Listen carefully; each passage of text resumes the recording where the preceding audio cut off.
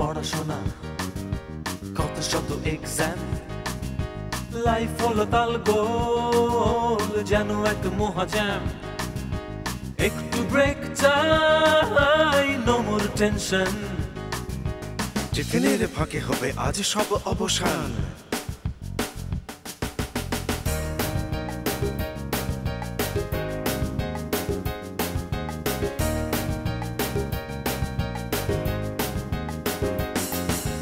ডাঙ্গুলি লাফালাফি, কথা নিয়ে কাটাকাটি, মন খুলে নাচ গান করো তুমি যত ফান। কোথা গেলে পাবো হায়, নো মোর টেনশন। টিফিনের ফাঁকে আহা টিফিনের ফাঁকে, টিফিনের ফাঁকে Good হবে luck, আজ টিফিনের সব ফাঁকে। অবসান।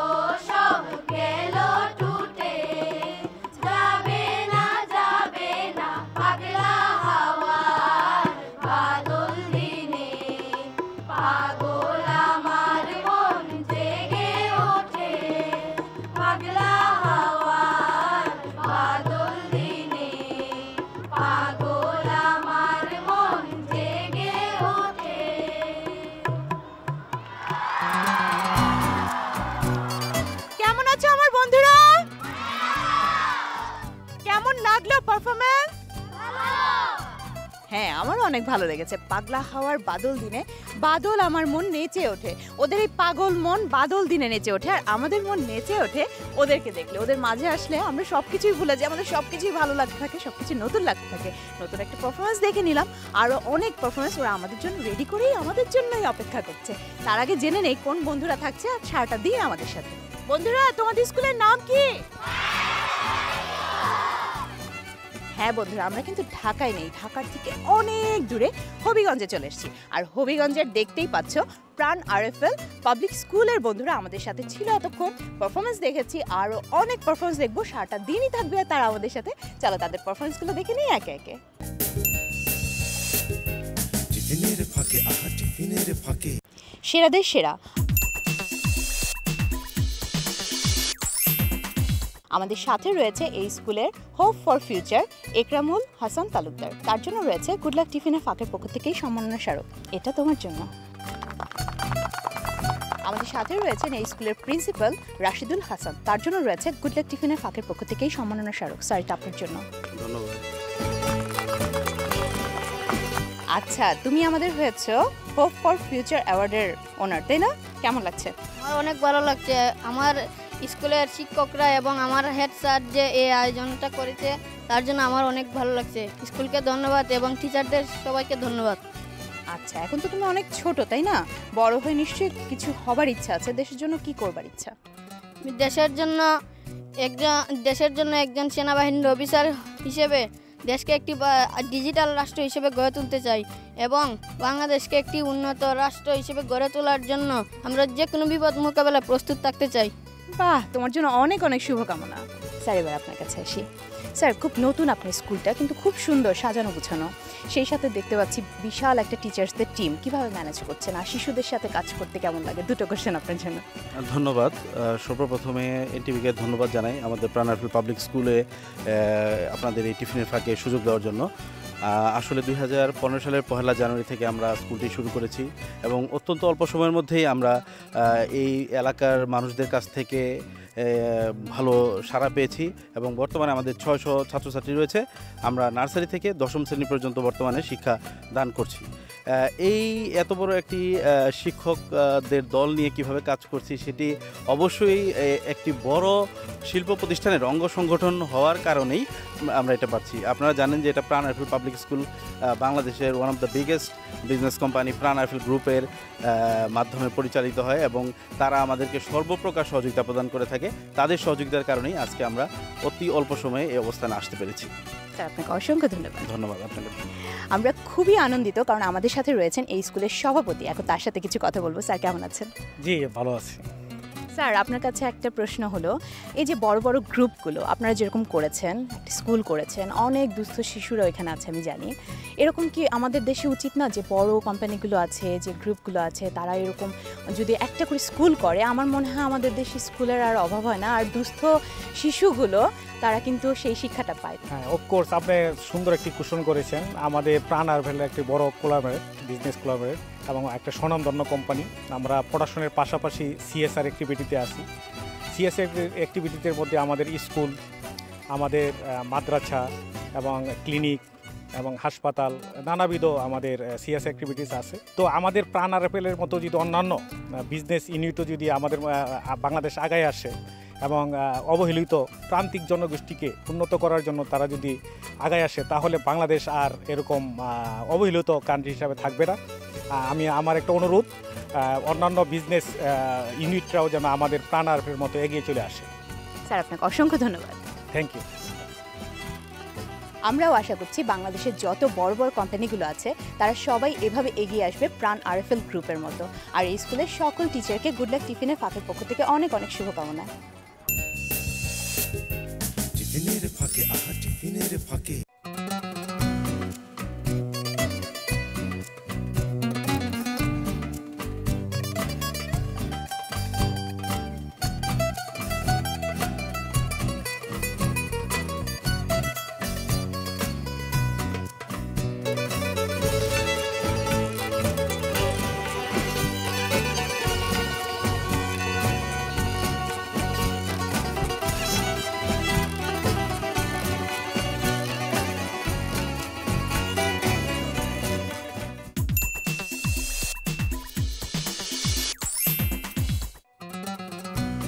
ব্রেকের পর ফিরে আসলাম মন খুলে আঁকো নিয়ে। আমার এই বন্ধুরা তাদের মনের চোখ দিয়ে যে ছবিগুলো দেখে সেগুলো তাদের সাদা সাদা ক্যানভাস ভরে ফুটিয়ে তুলেছে এবং প্রাণ ভরে তাতে রং দিয়েছে। এত চমৎকার সব ছবি, যেমন চমৎকার আমার এই বন্ধুরা তেমন চমৎকার তাদের ছবি। চলো ছবিগুলো দেখে নেই।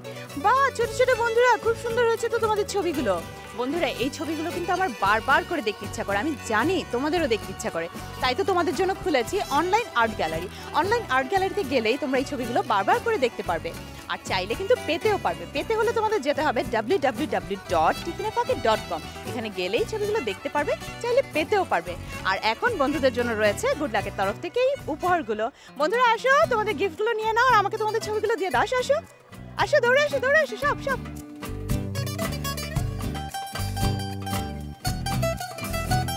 বন্ধুরা তাহলে চলো, এই যে গুড লাক মোমেন্ট।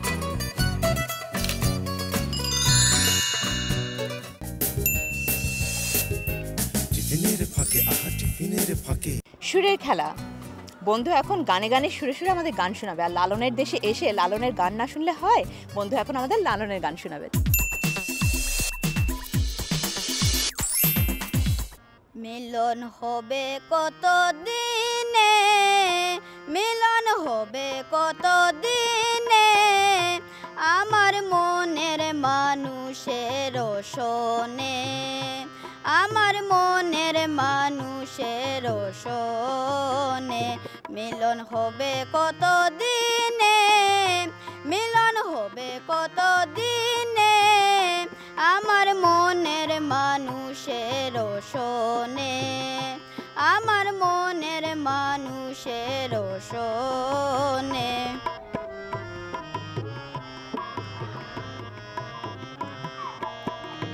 ছাতক প্রায় হর নিশি, চেয়ে আছে কালো শশী, ছাতক প্রায় হর নিশি, চেয়ে আছে কালো শশী, হব বলে চরণ দাসী, হব বলে চরণ দাসী, ওটা হয় না কপাল গুনে, ওটা হয় না কপাল গুনে, আমার মনের মানুষের শোনে, আমার মনের মানুষের শোনে।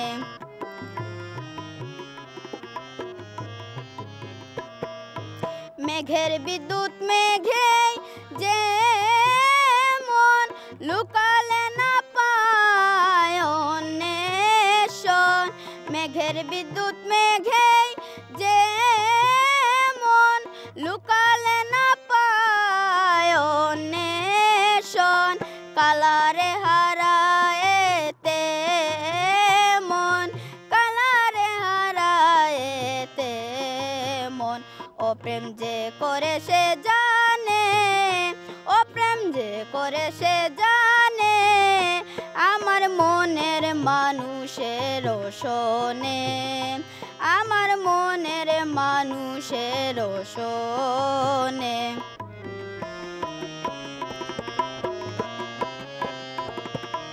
অরূপ যখন স্মরণ হয়, থাকে না লুক লজ্জার ভয়, অরূপ যখন স্মরণ হয়, থাকে না লুক লজ্জার ভয়, লালন ফকির ভেবে বলে সদায়, লালন ফকির ভেবে বলে সদায়, অরূপ ফেরিয়ে দর্পণে, অরূপ ফেরিয়ে দর্পণে, আমার মনের মানুষের শোনে, আমার মনের মানুষের শোনে।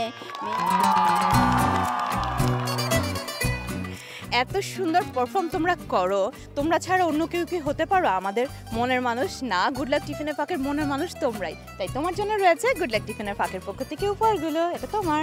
থ্যাংক ইউ বন্ধুরা, তাহলে চলো হয়ে যাক গুড লাক মামা। টিফিনের ফাঁকে, আহা টিফিনের ফাঁকে। আমার এই নাচের বন্ধুরা তার গানের মধ্যে বলছিল দ্বার খুলবার কথা, দ্বার খুলে তারা কি দেখাতে চায়। চলো দেখে নেই তাদের পারফরমেন্সের মধ্যে তাক ধিনে ধিনে।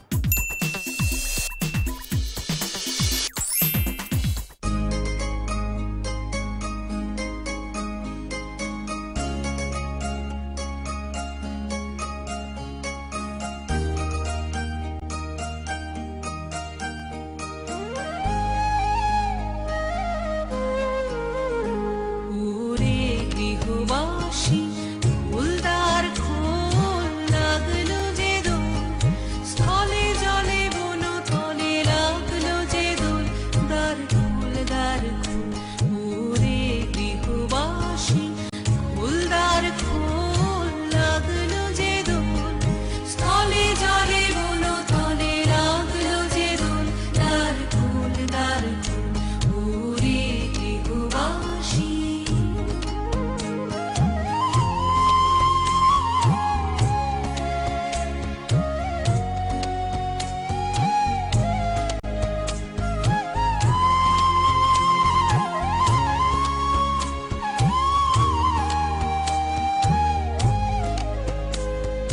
রাঙা হাসি রাশি রাশি অশোকে পলাশে, রাঙা নেশা মেঘে মিশা প্রভাত আকাশে, রাঙা হাসি রাশি রাশি অশোকে পলাশে, রাঙা নেশা মেঘে মিশা প্রভাত আকাশে, নবীন পাতায় লাগে দ্বার খোল ওরে গৃহবাসী, খোল দ্বার খোল, লাগলো যে দোল, স্থলে জলে বন তলে লাগলো যে দোল, দ্বার খোল ওরে গৃহবাসী।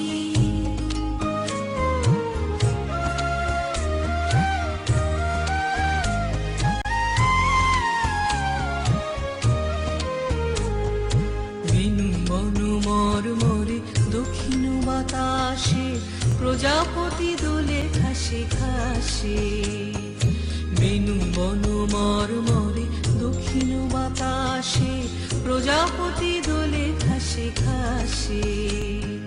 মৌমাছি ফিরে যাচ্ছে ফুলের দক্ষিণা, পাখায় বাজায় তার ভিখারির বীণা। মৌমাছি ফিরে যাচ্ছে ফুলের দক্ষিণা, পাখায় বাজায় তার ভিখারির বীণা।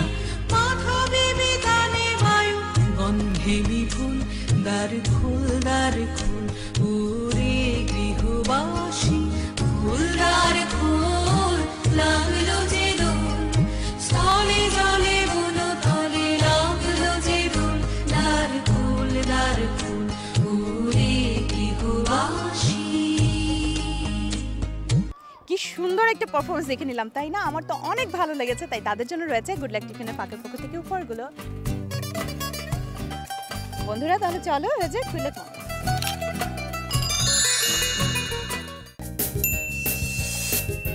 টিফিনের ফাঁকে, আহা টিফিনের ফাঁকে।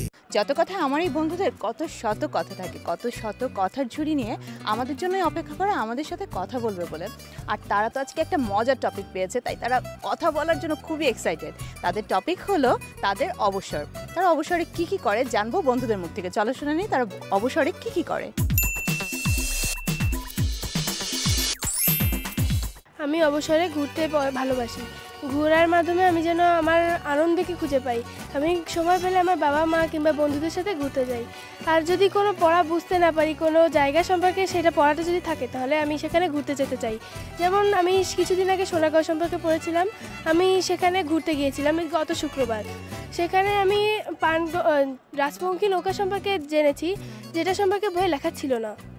আর সেইটা সম্পর্কে জেনে আমি খুবই খুশি হয়েছি। আর আমি সব ক্লাসেই মসলিন শাড়ি সম্পর্কে জেনেছি, কিন্তু সেখানে গিয়ে আমি মসলিন শাড়ি নিজের হাতে ধরেছি।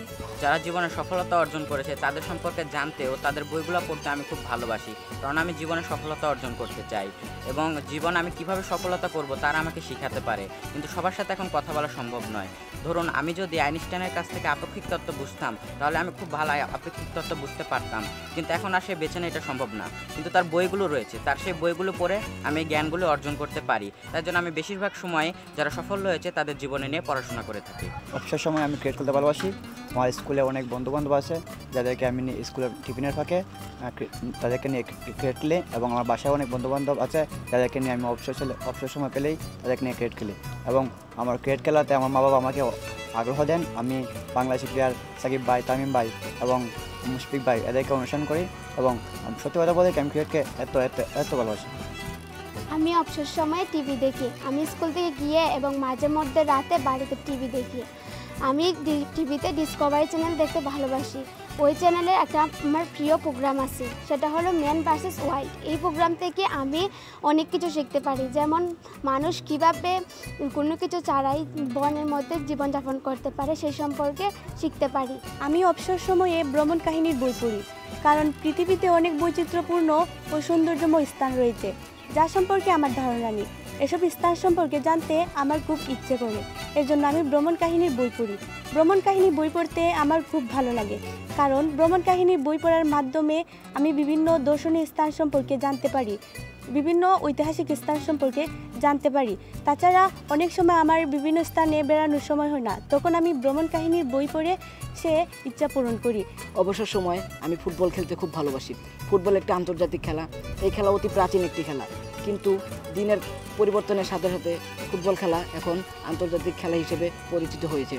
এই খেলাকে বিশ্বের প্রায় সব মানুষই ভালোবাসে। আমিও এই খেলাকে অনেক ভালোবাসি। ছোটোবেলাতে আমি যখন খেলাটা বুঝতাম না, তখন আমার চাচারা, আমি নিজে দেখেছি আমার চাচারা খেলতো আর আমি পাশে বসে তাদের খেলাটা উপভোগ করতাম, কিন্তু আমি খেলতে পারতাম না।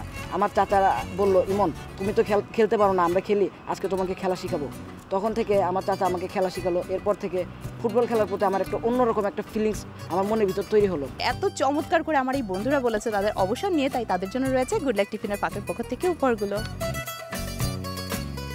বন্ধুরা তাহলে চলো হয়ে যাক গুড লাক মোমেন্ট।